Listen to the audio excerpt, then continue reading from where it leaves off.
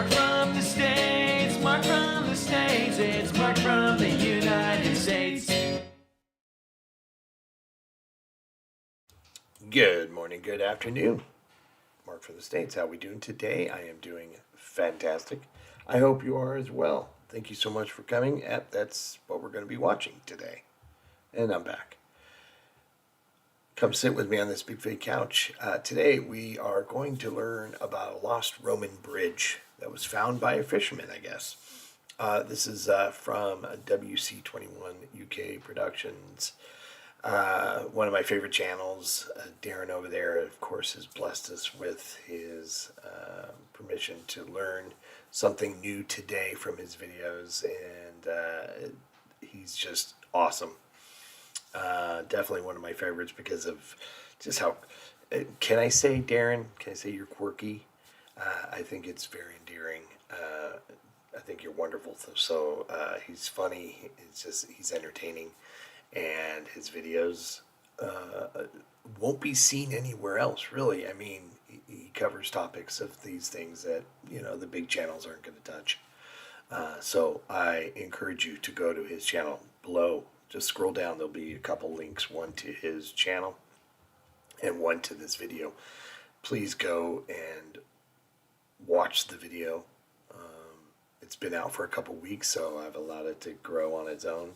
And so go and watch it first on his channel and then come back and watch it with me. That would be awesome if you could do that. If you have one subscription, one like, of course, I encourage you to give it to him today. And a lost Roman bridge, you'd think they'd most of them have been found. So this one apparently has. So it'd be interesting to see how this even came about. So sit with me, yes, and let's get into it. In remote rural Shropshire, there is a lost Roman bridge. Stumbled upon by a fisherman in 1951, excavations in 1954 revealed its development both during and after the Roman period. A scheduled ancient monument, it's largely forgotten today and on the Heritage at Risk register. In this video, I embark upon some extreme antiquarianism. Or is that in a stream antiquarianism? In order to survey the site and consider the questions, what can be done here should we even try to save this? And there's a mystery here too, because the at-risk status applies to an impressive and very rare stone bridge abutment. But is it actually part of the Roman work or later? The experts are divided. Let's get it on record before it vanishes forever and see what you think. Plus, by the end of this video, you'll understand why I look like this. Darren is a snazzy dresser. I have to give him some props here. I would never question you on how you look. I love it. Watling Street, not as you know it. This is the great thing about Roman roads, tracing them in the landscape. You wouldn't think so, but that little stretch of country road there is a Roman road. It's actually Watling Street, but not Watling Street as you know it. And then if we come round here, got some trouble with the sunlight, you can see the line of the Roman road diverges from the country road up there as a green lane. As Wouldn't I'm even getting know. ready to start on our little adventure, I've spotted over there a real treat for half-man, half-biscuit fans. And I discovered a few weeks ago, we've got a few of those here. I can see the Wrekin. Hopefully you can too. Halfway up the Wrekin. What is that? With an empty cup of tea. A rock descends and takes away my visibility. Come on.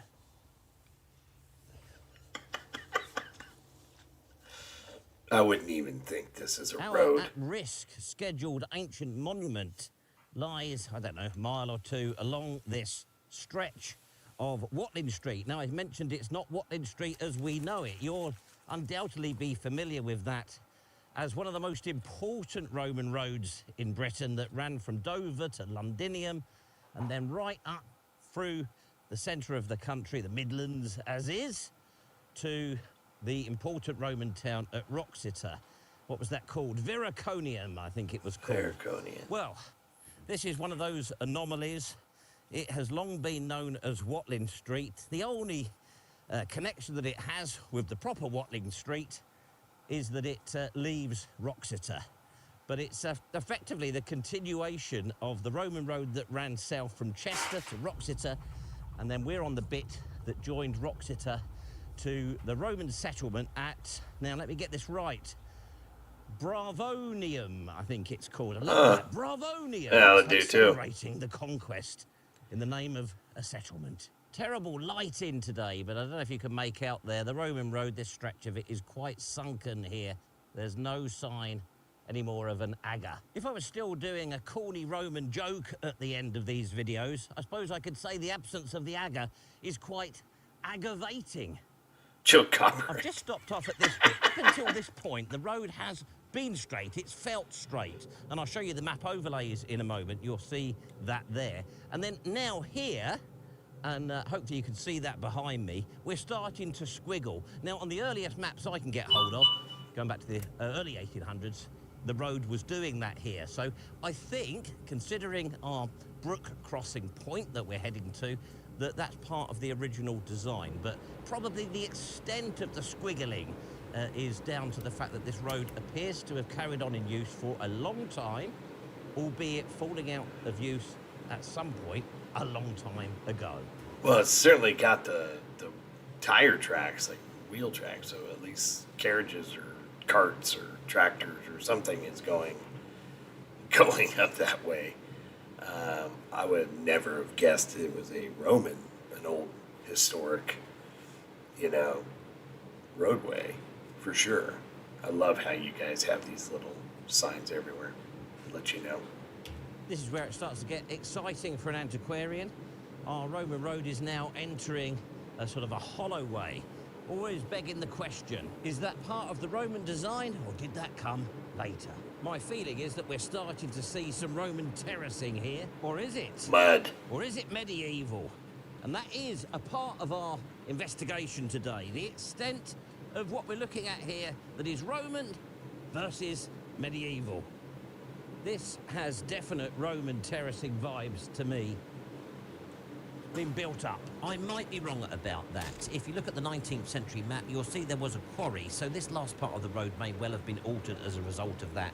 And whilst we're on the map here, let's just consider why the road fell out of use. We don't know when that happened, but you'll see that it is you have a town down over there here to the village of Acton Burnell, where we have a castle which was built between 1284 and 1293, and the village itself does appear in the Domesday Book of 1086. We can probably assume this stretch of Watling Street ceased to be a primary route any time between, say, the late first millennia and the establishment of that castle. And that might be useful to bear in mind when we inspect the confusing masonry abutment. Aha! Here I can see those alluring hatchings on the map.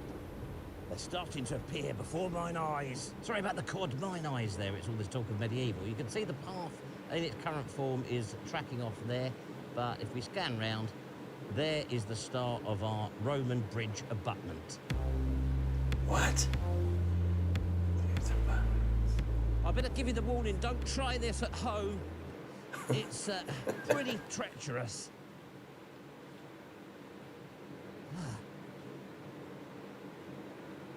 There. Does that give you a sense of the scale? It's absolutely massive. Okay, so we are now looking at the bridge abutment, the mighty bridge abutment on the eastern side of the beck. Now you'll see up there, there's a tree growing out at the end of it, but this is where it ends on the eastern side. You can see the beck down there, and then that's the western abutment. I doubt very much you'll get a sense of the scale of it there, but looking off the So hard to eastern see. abutment and down to Robeck, it's about 40 feet. That was all on the northern side of the eastern abutment. This is now on the southern side. And rather wonderfully, there's quite a lot of what seems to be good quality dressed stone laying about in various places, embedded in the embankment. And I'm now in the beck to get this shot So there we can see, I mean, I think that's probably the most powerful demonstration of the sheer scale of this thing. So that's the eastern abutment above the beck. The swing round up there, that's the western abutment. Hi, Darren. Of course, zero knowledge in this. And saying zero is actually being very generous. I would be walking there and I wouldn't even notice. So it's for it to be found by just a local fisherman, it's pretty remarkable. I don't know how it looked back in the 50s, but I assume it didn't look too different than what it does now, just with overgrowth.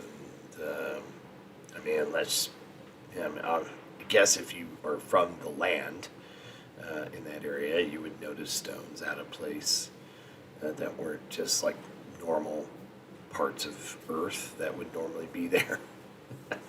I guess maybe the water was flowing more and exposed more down there. I don't know, but yeah, it's just the trek to get there.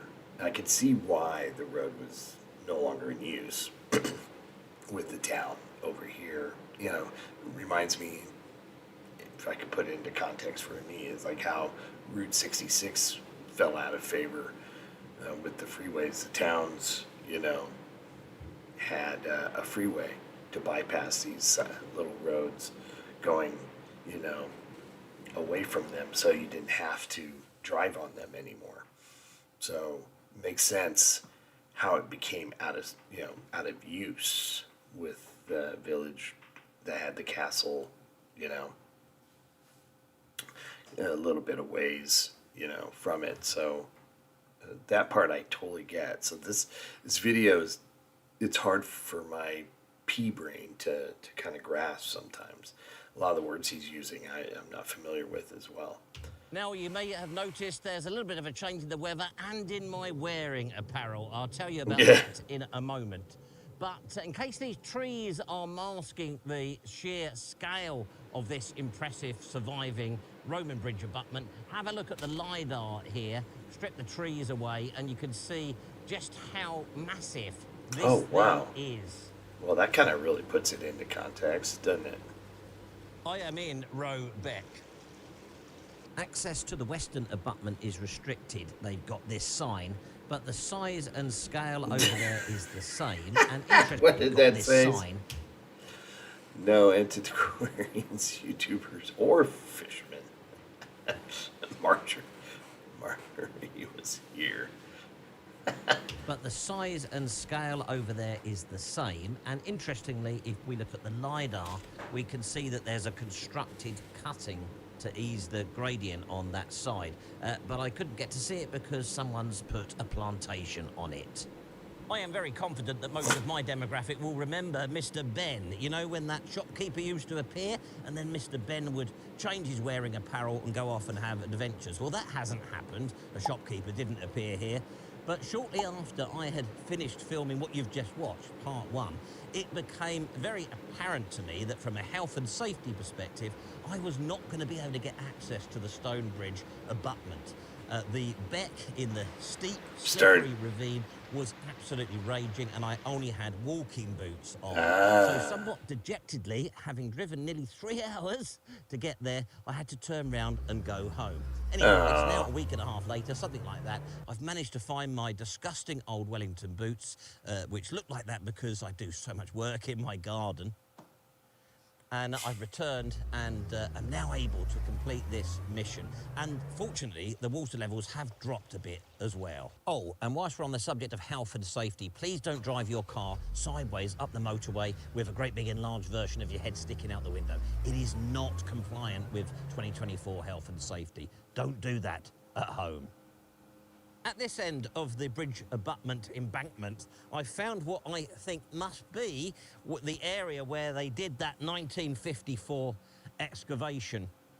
There's a clear sort of cutting through here. Now, what they found was that this bridge abutment had been built on top of the first iteration of the road, which was a significant structure, 30 feet wide with really good quality stone flags. So this bridge abutment was a later development of the Roman road. But nonetheless, they were confident that this huge bridge abutment was Roman. It had been built on top of that first iteration of the road. They found a huge curb along the edge of it, 16 foot long, 10 feet high, built of large sandstone blocks. And the road surface on the top here had been relaid numerous times during the Roman period, and they found it to be very worn. And I don't know for sure, but I wonder if this huge lump of stone here is one of those large curbstones at the side of the embankment. Now, I am worried that the flattening effect of the camera is not going to show you how steep this is, so I thought I'd climb up this bit here. Careful. With the help of this old person's walking stick that I've brought back, having learnt my lesson on the first visit. Look at this. Roman stone just laying all over the place.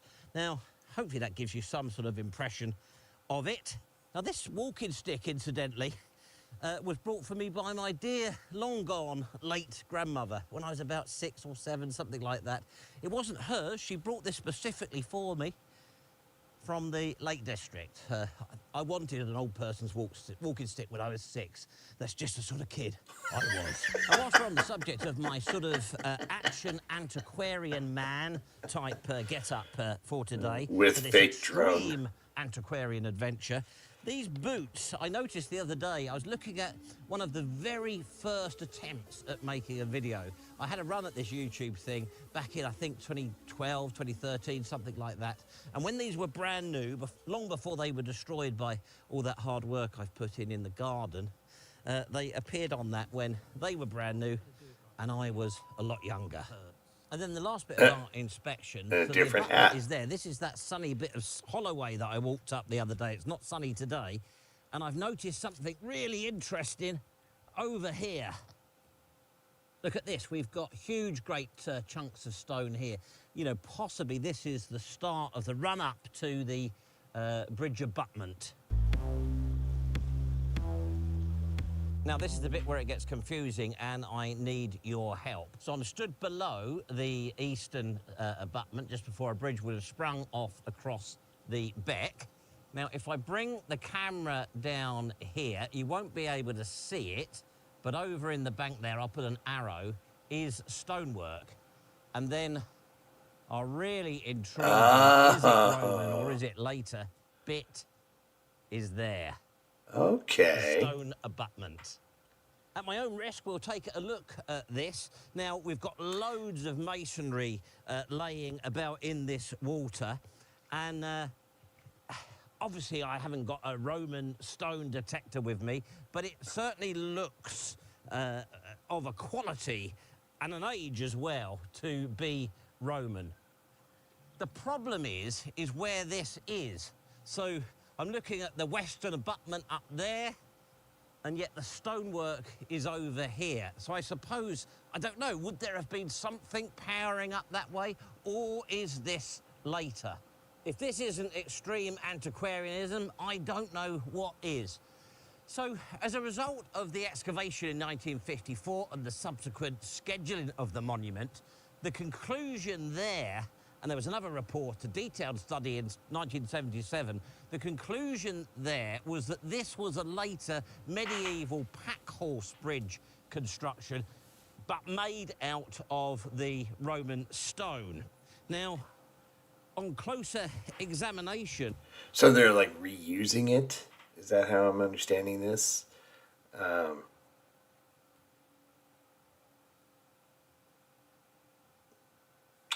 Yeah, I don't know. I mean, sounds plausible. And I came here today expecting to support that, but on closer examination, I don't know. I mean, there's some really impressive, very obviously dimpled, large Roman blocks in here. It's substantially made. I mean, look at it. It doesn't look, now I'm here, it doesn't look like a medieval pack horse bridge. I can't stand the confusion in my mind now. Trust me, this took some doing to bend down to get this shot. I'm next to a fantastic piece of very obviously Roman stone, just a little way downstream from our bridge abutment there. Yeah, they just, you can As tell I they're said, just as a not result of the natural excavation looking. and the scheduling and work done in 1977, those experts are very much of the view that this is a later medieval pack horse bridge built out of Roman stone to one side of the Roman bridge. Are there any other experts, though, that have a different view? Yes, there are. So Margery, and if he's not an expert, I don't know who is, writing in the 50s, he thinks that up to 8 feet on that structure is the original Roman bridge with signs of Roman repairs. He points out that the core is very typically Roman, and I've had a look at that, and I would say that it is. And he also points out that there's mortar in it that looks Roman. And despite the at-risk status, I can confirm there is still mortar there. I am so glad that I came back today. There's no way I would have been able to do this on the 1st of December on my initial attempt. I would not have got up here, even though I must stress I am still doing extreme antiquarianism here. Another first for YouTube. Now, in more recent times, we have had another expert's opinion on this. The very excellent Pete Savin from Roman History Walks on YouTube. I'll put a link to his video in the description, and I went through the comments on that. And he is defending this as Roman with medieval repairs. Same sort of position as Margery, but at odds with what we read in the scheduling. This is Radnall's Bridge today. It's a little way north. I think it's downstream, possibly upstream. I get challenged when I say that. Of our Roman bridge abutment, which is over there. Interestingly, there's loads of old stone down there, some of which look similar to our potential Roman stone from up there. I've heard reference, but not seen, a tithe map from, I think, the early 1800s, which seems to indicate that there were 2 bridges here at that point. It's confusing, isn't it? The big problem that I've got with the stone abutment that we've had a look at being a Roman period construction is the fact that it's to the side of the massive, great big 40-foot one that they went to all the trouble of building, which we believe to have been the second iteration of a crossing point here. I'm absolutely confident that the stone in that abutment is Roman, but was it really a later medieval build? I just can't decide. I'll be fascinated to hear what you've got to say in the comments down below. I need your help with this bit, some more extreme antiquarianism, citizens antiquarianism. So I'm stood on the northern side of the eastern abutment. The bridge, the stone bridge abutment is down there. So in theory, if that's a later bypass of this route, we would see some sort of trackway here, wouldn't we? I can't see it. So at my own peril, I'm going to make my way through all of this. And I'm going to ask you to observe and let me know in the comments if you can see any sign of a route there. Whilst you're having a think about the abutments and whether that stone one is a 3rd or 4th Roman iteration here, or whether it's medieval peoples using their stone later to create a crossing just to the side of it. The other thing I wanted to think about was this at-risk status. Now, this stone abutment is on the at-risk register. What realistically can they do about it? I think from our inspection today, it's safe to say that it is possibly one serious storm away from serious damage. Although, having said that, when I read Margery's description of it in the 1950s, I'm still looking at the same thing. But, you know, it is at risk, isn't it? It's incredible, actually, that this beck hasn't moved in the 2,000 years since the Romans built this road, actually, thinking about it. You'll have to let me know what you think about this in the comments down below as well. They do actually have a plan. They've had it since 2020, but there's no money. Roman masonry in a rabbit hole. Well, I enjoyed that very much, despite having to undertake, what's that, a total of about 12 hours driving to make this video. A classic example of the Roman Gazette format, I feel, showing you these fascinating, remote, rare fragments that you can go out and have a look at as well. Quite fitting, because this is the 50th edition of the Roman Gazette, and I've had great fun making them over the last 2 years. My understanding of Roman Britain has changed, it's been transformed by that process, really. I'm not really interested in the Roman Empire, all the emperors, all that sort of stuff. I'm not really interested in it outside of Britain. My fascination from a young age has been the concept that this country was occupied by a foreign power for nearly 400 years, is the process of how that happened, the way the tribal leaders caved in or were defeated in some cases. And then really it's about the end of the Roman Britain period. It's what happened afterwards, because unlike other member states, we seem to very quickly disregard that fantastic sort of infrastructure that had been created over that long period of time. And Roman Britain seemed to be sort of forgotten very quickly. I've also very much enjoyed coming back to Shropshire. I've not been here for quite a long time. It's a really beautiful, peaceful county. Quite a lot of tractors, but apart from that, it's a place you can really find some solitude. And of course, there's loads of history here as well. There's the beautiful Wrekin on my far gloomier... Is he talking about the mountain? A few stories to tell, and I will do that one day. It seems like a nice way to end the video, and I'm sure because it's the 50th Roman Gazette, it's going to be fine. I look forward to seeing you next week. Thanks for watching. Gosh, this ending really does seem to be going all right. I thought something was going to happen with a tractor. See you next time. Goodbye. I love it. Yeah, a lot of things I don't understand. What I do understand is there's no money. And yeah, there's so many other things. I mean, it's unfortunate, because while you are blessed to have all these historical sites, whether they're big or small, like historically important or not so much, you just would never have enough money to save all of it. So if I had to make a guess, I would say that there won't be money really to do a whole lot with that. As much as you want to save historical sites and other structures and stuff like this, I don't know about historical importance that this would have to be able. I mean, you also have to look at how can you, once you do pay the money to get it, then how do you keep it, the upkeep, pay for the upkeep. You gotta want people to come there and look at it. It seems kind of far out of the way.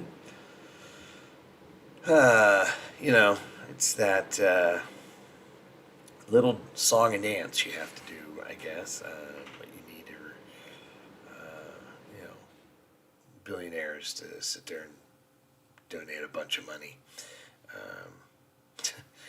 you know, to take care of it. But it's, I don't think there's much that's going to be done. I do believe it's going to stick around for a while. I don't see it going away, but unless that water starts to flow, maybe that water flows more than what we saw and is able to eat into more of the sides. I mean, it has dug its way that deep down into that area there, so over the centuries. So I don't know. I think it'll be there long after we're gone, I would guess. So maybe it's up to the, 5-6 generations down the road. Hopefully there'll be someone interested in that and want to do something about it. I just can't imagine people are going to agree to pay money. People being the people who are in charge of that sort of thing. Who knows? Maybe. I don't know. Maybe there is some real historical importance and significance of it.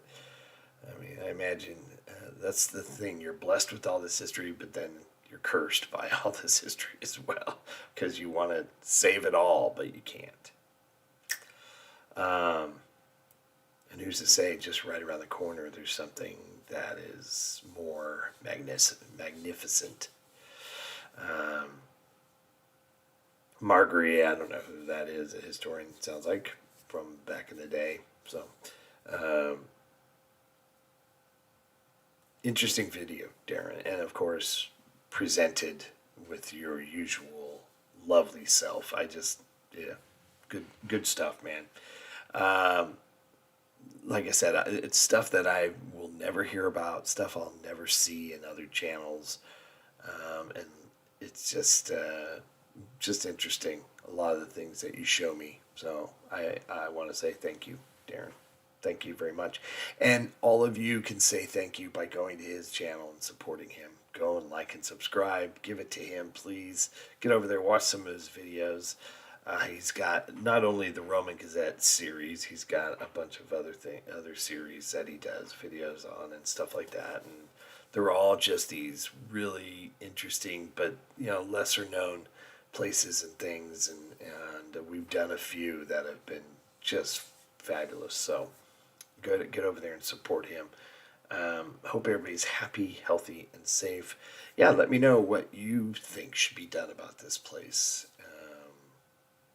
On my limited knowledge, I'm thinking to agree that it was a Roman bridge that had collapsed, and the medieval people then used what was there to make their own bridge. That's what I'm going with. All right. Take care, everyone. We will see you later. All right, bye.